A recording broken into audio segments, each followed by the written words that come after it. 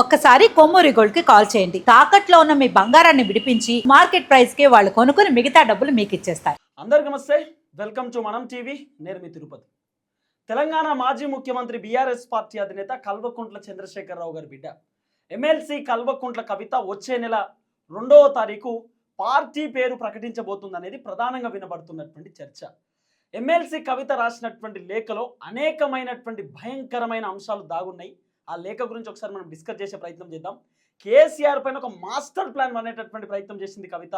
అది master plan అనొచ్చు, master కుట్ర అని కూడా అనొచ్చు. ఒకసారి డిస్కస్ చేద్దాం ఈ అంశం పైన. నాతో పాటు సీనియర్ జర్నలిస్ట్ కటా కార్తిక్ గారు ఉన్నారు. కార్తిక్ గారితో మాట్లాడదాం. కార్తిక్ అన్న, సో ఎమ్మెల్సీ కవితక్క లేఖ రాసింది కేసీఆర్కు, 5 పేజీలతో కూడినటువంటి లేఖ. సో ఈ లేఖ గురించి కవిత శంషాబాద్ ఎయిర్పోర్ట్లో ప్రస్తావించింది. ఎయిర్పోర్ట్లో కేసీఆర్ చుట్టూ దయ్యాలు ఉన్నారంటూ కూడా మాట్లాడింది.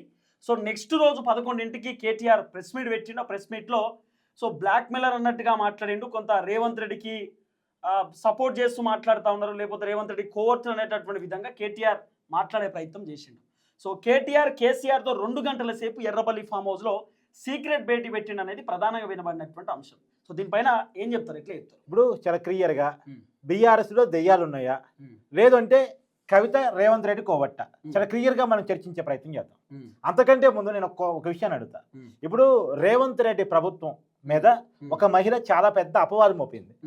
నన్ను లైంగికంగా వేధించారు, నన్ను ఇబ్బంది పెట్టారు, నన్ను వేశ్యలా చూశారు, అంటే అందాల పోటీలో పాల్గొనడానికి వచ్చి ఆ పోటీ నుంచి తనగా తప్పుకొని బ్రిటన్ వెళ్ళిపోయినటువంటి పరదేశీ మహిళ మన ప్రభుత్వాన్ని లేదా మన సంస్కృతిని మన తెలంగాణకి ఇబ్బంది కలిగించేలా కీలకమైన కామెంట్ చేసింది. ఓకే, నిజానికి అది మనకి చాలా అపవాదు. మరి దీని మీద కల్వకుంట్ల కవిత ఒక మహిళగా స్పందించారా ప్రభుత్వానికి వ్యతిరేకంగా? సహజంగా బీఆర్ఎస్ పార్టీకి ఇది ఒక అడ్వాంటేజ్ ఇష్యూ తీసుకోదలుచుకుంటే. కానీ మరి బీఆర్ఎస్ ఎమ్మెల్సీగా ఉన్న, గతంలో ఎంపీగా పనిచేసి ఉన్నటువంటి కవిత దీని మీద ఏమైనా స్పందించారు అంటే సబ్జెక్టివ్ కరప్షన్ నాకున్న అవగాహన మేరకు స్పందించలేదు. మరి ఎందుకని స్పందించలేదు? రేవంత్ రెడ్డికి వ్యతిరేకంగా మాట్లాడటానికి కవితకి ఇష్టం లేదా?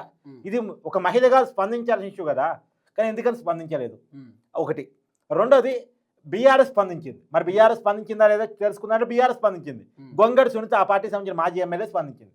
కానీ కవిత మాత్రం స్పందించలేదు. అంటే రేవంత్ రెడ్డితో ఏమైనా కవితకి మంచి రిలేషన్స్ ఉండటం వల్ల, కాంగ్రెస్ పార్టీతో మంచి సంబంధాలు ఉండటం వల్ల ఏమన్నా స్పందించలేదా అనేది పెద్ద క్వశ్చన్ మార్క్. సరే, ఇది వదిలేసి కవిత లెటర్ కాడికి వద్దాం.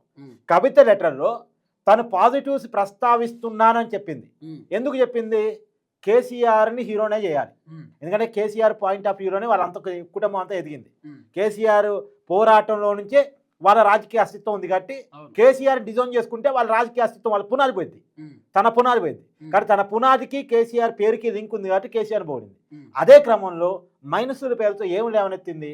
ఒకటి, తెలంగాణ వాదాన్ని కేసీఆర్ మర్చిపోయారు, తెలంగాణ ఉద్యమకారుని కేసీఆర్ మర్చిపోయారు, కార్యకర్తను కేసీఆర్ పట్టించుకోవట్లేదు. అంటే కార్యకర్తలు ఫోటో దిగాలనుకున్నారు, దిగలేదు మీరు అనేది. తర్వాత బీసీ వాదాన్ని మీరు సభలో ప్రస్తావించలేదు. అంటే వరంగల్ సభలో కదా, ఎరగతుర్తి కదా, ఎరగతుర్తి సభలో కేసీఆర్ మాట్లాడిన మాటల మీద కదా తన లెటర్ రాసింది. అయితే బీసీ వాదాన్ని, బీసీలకి 33% రిజర్వేషన్ అని అంశాన్ని మీరు ప్రస్తావించలేదు. బీసీ రిజర్వేషన్ అంశాన్ని ఇక నేను మాట్లాడుతున్నాను, మీరు మాట్లాడలేదు. తర్వాత ఎస్సీ వాదాన్ని, ఎస్సీ వర్గీకరణ మీద ఈ మధ్యకాలంలో తెలంగాణ అసెంబ్లీ ఒక కీలకమైనటువంటి చట్టాన్ని చేసుకొచ్చింది, దాని గురించి మీరు మాట్లాడలేదు. అంటే ఎస్సీ వాదాన్ని మీరు మర్చిపోయారు, బీసీ వాదాన్ని మీరు మర్చిపోయారు, తెలంగాణ వాదాన్ని మీరు మర్చిపోయారు. అంటే దీని ద్వారా కేసీఆర్ ఈ విషయాలు మర్చిపోయారని నేను ఆ విషయాలు గుర్తుపెట్టుకున్నానని కవిత చెప్పదలుచుకున్నాను. ఓకే, సో నేను బీసీ వాదానికి కట్టుబడి ఉన్నాను, దళిత వాదానికి కట్టుబడి ఉన్నాను, తెలంగాణ వాదానికి కట్టుబడి ఉన్నాను, తెలంగాణ ఉద్యమకారులకు కట్టుబడి ఉన్నాను, బీఆర్ఎస్ క్యాడర్ కట్టుబడి ఉన్నాను. మళ్ళీ అక్కడ బీఆర్ఎస్ క్యాడర్ అనే పాయింట్ కూడా చెప్తా. కవిత చాలా క్లియర్గా ప్రస్తావించింది అంటే ఇవాళ బీఆర్ఎస్లో అవినీతి పరమైనటువంటి ఎమ్మెల్యేలు, పార్టీ ఓడిపోవడానికి కారకులు ఎవరో, అవినీతి పరమైనటువంటి వ్యక్తులు ఎవరో, ఎవరి వల్ల ఇవాళ పార్టీ ఓడిపోయిందో వాళ్ళే ఇంకా మాజీ ఎమ్మెల్యేలుగా పార్టీ ఇన్ఛార్జీలుగా ఉన్నారు. వాళ్ళ చేతుల్లోనే మీ బీఫామ్స్ పెడుతున్నాయి. ఇప్పుడు లోకల్ బాడీ ఎన్నికలు వస్తున్నాయి కదా, టార్గెట్ మామూలు చేయాలి. విను, ఇప్పుడు లోకల్ బాడీ ఎలక్షన్స్ వస్తున్నాయి. ఈ లోకల్ బాడీ ఎలక్షన్స్లో బీఆర్ఎస్ కొద్దిగా అడ్వాంటేజ్ ఉండొచ్చు అని చర్చ నడుస్తుంది. ఎందుకంటే కాంగ్రెస్ మీద తీవ్ర వ్యతిరేకత వచ్చింది కాబట్టి. ఈ టైంలో మళ్ళీ వాళ్ళ చేతుల్లోనే పార్టీ మాజీ ఎమ్మెల్యేలు ఇన్ఛార్జీలుగా ఉన్న వాళ్ళ చేతుల్లో బీఫామ్స్ కనుక పెడితే అంటే అవినీతి పరులకే మీరు టికెట్ ఇస్తారు, ఎంపీటీసీలు జడ్పీటీసీలకు ఇస్తారు, మరి ఒక అవినీతి పరులకు ఇస్తారు కదా. నిజమైన పార్టీ క్యాడర్కి అవకాశాలు దక్కవు కాబట్టి వాళ్ళకి ఇవ్వద్దు అంటోలో నుంచే బీఆర్ఎస్ కింద ఇన్ఛార్జీలు అందరినీ టార్గెట్ చేసింది కవిత. ఓకే. సో బీఆర్ఎస్ అనేది కేసీఆర్ మంచోడే కానీ అవినీతి పరుల చేతుల్లో ఇరుక్కొని పోయింది ఆ పార్టీ. కేసీఆర్ చుట్టూ ఒక దెయ్యాల కోటరీ ఉంది. కేసీఆర్ వీళ్ళ వల్ల కొన్ని వాదాలు మర్చిపోయిండు. అందులో క్లియర్ చూడు, తెలంగాణలో కొంచెం మైనార్టీలు ఎక్కువ. మీరు ఉర్దూలో మాట్లాడలేదని కేసీఆర్ టార్గెట్ ఇస్తుంది.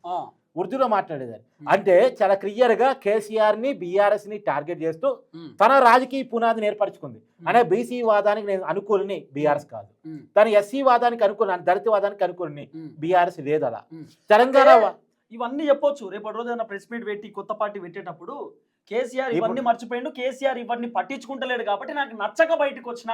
ఇంకోటి ఏంటంటే ఏ విషయాలైతే కేసీఆర్ మర్చిపోయిండో బీఆర్ఎస్ మర్చిపోయిండో ఆ విషయాలను నేను ప్రస్తావించదలుచుకుంటే నన్ను ఎలగొట్టారు. రెండోది కేసీఆర్ ని కలిసి చెప్దామని చాలాసార్లు ప్రయత్నం చేశాను. నిద్రలేని రాత్రులు గడిపా బాపుని దరుచుకొని. కానీ బాపుని కలవనీయకుండా కొంత కోటరీ అడ్డుపడతా ఉంది. తప్పనిసరి పరిస్థితుల్లో లెటర్ రాస్తే ఆ లెటర్ ను కూడా మీడియాకి లీక్ చేశారు అని చెప్పే ప్రయత్నం తను చేయొచ్చు. తను ఏడవచ్చు, కన్నీరు పెట్టుకోవచ్చు. అప్పుడు కొత్త పార్టీ నాకు ఇష్టం లేదు, మా బాబుకి వ్యతిరేకం, ఇంకా తప్పట్లేదు, మా అన్న ఈ మా నాన్నని కొలాప్ చేసిండు, కరప్ట్ చేసిండు, హరీష్ రావు, కేటీఆర్, సంతోష్ రావు కలిసి ఆ పార్టీకి దెయ్యాల కోటరీలో ఉన్నారని తను చెప్పొచ్చు. ఒకవేళ ఇన్ కేస్ కవితతో హరీష్ రావు కలిస్తే ఓకే, కలవకపోతే మాత్రం ఈ బ్యాచ్ లో హరీష్ రావు కూడా అందరినీ చేసింది. ఇక బీఆర్ఎస్ ఆల్రెడీ హరీష్ రావుతో డిస్కషన్స్ నడుస్తున్నాయి అనేది ఒక చర్చ. ఇన్ కేస్ హరీష్ రావు ఒకవేళ ఒప్పుకోకపోతే లేదు లేదు నాకు మంచో చెడో కేసీఆర్ దగ్గరే ఉండాలి అని అనుకుంటే అక్కడే ఉండవచ్చు, ఉండకపోతే మాత్రం సో ఇటు బీఆర్ఎస్ నుండి ప్రెజర్ ఉంటుంది. ఇప్పుడు హరీష్ రావుతో ఆమె ఏం చర్చ జరిపిన ఇష్యూ ఇది వెరీ క్లియర్ అబ్బా. ఇప్పుడు పార్టీలో కేసీఆర్ తన ఆరోగ్యం బాగుండగానే, తన యాక్టివ్గా ఉండగానే నెక్స్ట్ జనరేషన్ ని తయారు చేద్దామని అనుకుంటాను. పగ్గాలు వాళ్ళ చేతిలో పెడదాం అనుకుంటు. కేటీఆర్ కి పార్టీ ప్రెసిడెంట్, హరీష్ రావుకి ఎల్ఓపి. నా సంగతి ఏంది అనేది ఇప్పుడు కవిత గొడవ. నాకు వర్కింగ్ ప్రెసిడెంట్ ఇవ్వాలి అనేటువంటిది ఆమె డిమాండ్ గా తెలుస్తా ఉంది. ఆ ఇవ్వట్లేదు కాబట్టి గొడవ స్టార్ట్ చేసింది. ఆమెతో బార్గెనింగ్స్ నడిచి కేసీఆర్ కనుక ఆమె నచ్చ చెప్పి ఆమె ఒప్పుకుంటే ఇష్యూ ఇస్ క్లియర్, ఓవర్ అయిపోద్ది. లేదు అంటే ఆమె కుదరలేదు, బేరం కుదరలేదు అంటే బిగ్ ఫైట్ విత్ పర్ తెలంగాణ.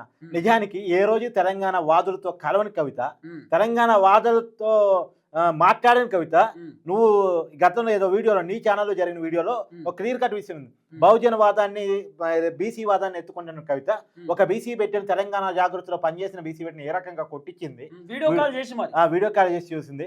ఇవాళ ఉన్న పలానా బీసీ వాదం ఎందుకు గుర్తొచ్చింది, ఉన్న పలానా దళిత వాదం ఎందుకు గుర్తొచ్చింది, తన ఎంపీగా ఉన్నప్పుడు ఎందుకు గుర్తురాలా, పార్టీలో ఉన్నప్పుడు యాక్టివ్ ఉన్నప్పుడు ఎందుకు గుర్తురాలా, ఇవాళ వాళ్ళ పార్టీలో లుకలుకలు స్టార్ట్ అయ్యేసరికి పార్టీలో తను అనుకున్నది కానప్పుడు ఎందుకు గుర్తొచ్చింది, తెలంగాణ ఉద్యమకారులు అధికారం ఉన్నప్పుడు కవిత గుర్తురాలేదా? అంటే ఇదంతా ఎట్లా చూడాలి? కేసీఆర్ పైన ఒక భయంకరమైన ప్లాన్ లెక్క చూడాలా, ఒక కుట్ర లెక్క చూడాలా? ఖచ్చితంగా కుట్రే, ఖచ్చితంగా కుట్రే. తన రాజకీయ అవసరాల కోసం, తన రాజకీయ అస్తిత్వం కోసం, తన రాజకీయ పునాది కోసం కేసీఆర్ ని టార్గెట్, పార్టీని టార్గెట్ చేస్తుంది కవిత. ఇప్పుడు నిజానికి బీసీ వాదమే అబ్బా, అది నిజంగా కవిత చాలా కమిటెడ్ గా బీసీ వాదాన్ని కట్టుబడి ఉన్నారు. ఎగ్జాంపుల్ అనుకుందాం, ఇప్పుడు ఈటెల రాజేందర్, నాయి నరసింహారెడ్డి, సరే నాయి నరసింహారెడ్డి వదిలే, ఈటెల రాజేందర్ టీఆర్ఎస్ పార్టీకి, తెలంగాణ రాష్ట్ర సమితికి శాసనసభ పక్ష నాయకుడిగా పనిచేశాడు. తెలంగాణ ఉద్యమంలో కేసీఆర్తో మొదటి నుంచి ఉన్నాడు. అలాంటి వ్యక్తి పార్టీలో మాకు కూడా వాటా ఉంది అన్నప్పుడు, నీకు లేదు ఫోన్ నెట్టేసినప్పుడు మరి బీసీ నాయకుడిని వెట్ట నెట్టేస్తావు? తెలంగాణ ఉద్యమకారుడు కదా, నీతో మొదటి నుంచి ఉన్నాడు కదా అని ఆ రోజు కవిత ఎందుకు మాట్లాడరా? బీసీ నాయకుడిని నెట్టేస్తున్నప్పుడు అప్పుడే మాట్లాడేస్తుంది కదా బీసీ వాదం. ఇవాళ ఎందుకు గుర్తొచ్చింది? ఇవాళ నీ పదవి అవసరం కాబట్టి గుర్తొచ్చింది. నీ పదవి అవసరం లేదు కూడా నీకు గుర్తొచ్చిన రోజు నిజంగా బీసీ వాదాన్ని ఎత్తుకున్నట్టు. మరి కేసీఆర్ అధికారం ఉన్నప్పుడు బీసీ రిజర్వేషన్ అంశం కవితకి ఎందుకు గుర్తు రాలేదు? మహిళా రిజర్వేషన్ అంశం కవితకి ఎందుకు గుర్తు రాలేదు? తెలంగాణ వాదులకి ఇంపార్టెన్స్ ఇచ్చే విషయం కవితకి ఎందుకు గుర్తు రాలేదు? ఆ రోజు గుర్తు ఎందుకు రాలేదు, ఈ రోజు ఎందుకు గుర్తు వచ్చిందంటే ఆ రోజు పార్టీలో అన్ని పదవులు బాగానే ఉన్నాయి, తనకి అంతా ఇది అనుకున్నది జరిగిపోతుంది, ఇవాళ అనుకున్న జరగట్లేదు కాబట్టి గుర్తొచ్చింది. So thank you so much Karthik అన్న. మొత్తానికి ఎమ్మెల్సీ కల్వకుంట్ల కవిత కేసీఆర్ పైన ఆడుతున్నటువంటి ఒక డ్రామా, ఈ డ్రామా మీకు అర్థమైపోయింది. ఏం లేదు, బీఆర్ఎస్ పార్టీ ఇప్పుడు హైప్ అవుతా ఉంది. బీఆర్ఎస్ పార్టీ మంచి పాయింట్. రాజకీయాల్లో టైం కంటే టైమింగ్ వెరీ ఇంపార్టెంట్. ఇది రైట్ టైమింగ్ అని కవిత అనుకుంటుంది. ఎందుకు? బీఆర్ఎస్ పార్టీకి ఊపు వస్తుంది కాంగ్రెస్ ఫెయిల్యూర్స్ వల్ల. అంటే మొన్న దాకా పార్టీ ఓడిపోయింది, కేసులు పడతా ఉన్నాయి, తర్వాత పార్లమెంట్ కూడా జీరో. ఆ టైంలో బీఆర్ఎస్ పార్టీ ఏడ్చే పరిస్థితిలో, నిజంగా ఇబ్బందికర పరిస్థితిలో ఉంది. ఆ పరిస్థితి నుంచి బీఆర్ఎస్ పార్టీ లేస్తుంది. మొన్న ఎలకతుర్తి సభలో పార్టీకి మంచి ఊపు వచ్చింది. ఉమ్, ఊపు వచ్చిన తర్వాత ఇప్పుడు కవితకి ఇది రైట్ టైం బ్లాక్మెయిల్ చేయడానికి, పార్టీని ఇబ్బంది పెట్టడానికి, ఉమ్, లేదు తనకు కావాల్సిన అడుక్కోవడానికి రైట్ టైం అని అనుకుంటుందా ఉమ్, అని ఒక అనుమానం కలుగుతుంది. ఉమ్. ఇంకో పాయింట్ మీరు ఒకటి రేజ్ చేసారు, కవిత అమెరికా నుండి తెలంగాణకు Yes, వచ్చినప్పుడు. yes, ఉమ్, yes. ఉమ్, ఇప్పుడు నిజానికి ఉమ్, కవిత ఆ లెటర్ ఎప్పుడు లీక్ అయిందో ఒకసారి గమనించు. ఉమ్, తను ఫ్లైట్ ఎక్కుతుంది. ఉమ్, ఫ్లైట్ ఎక్కి ఎవరికి అందుబాటులో ఉండే టైం, ఉమ్, ఆ అందుబాటులో ఉండే టైంలో రేవంత్ రెడ్డి బంధువులకు సంబంధించిన ఒక ఛానల్లో ఆ లెటర్ ప్లే అయింది. ఉమ్, మళ్ళా వేరే వేరే ఛానల్స్ కాదు, ఉమ్, నెంబర్ 1 అనుకుని ఛానల్స్, నెంబర్ 2 అనుకుని ఛానల్స్ ప్లే కాలే, ఉమ్. రేవంత్ రెడ్డికి సంబంధించిన ఛానల్లోనే ఆ లెటర్ ప్లే అయింది. ఫస్ట్ ఆ లెటర్ ఇద్దరికే తెలియాలి. ఒకటి లెటర్ అందుకున్న కేసీఆర్ తెలియాలి, ఉమ్, లెటర్ రాసిన కవితే తెలియాలి. ఉమ్, ఇప్పుడు లెటర్ రాసిన కవిత కేసీఆర్ లీక్ చేయడు. లీక్ చేసిన ఏ ఛానల్ లీక్ చేస్తాడు? ఉమ్, TV9కో, NTVకో, టీ న్యూస్కో లీక్ చేసుకుంటాడు. ఉమ్, ఆ ఛానల్ వేసుకుంటాడు.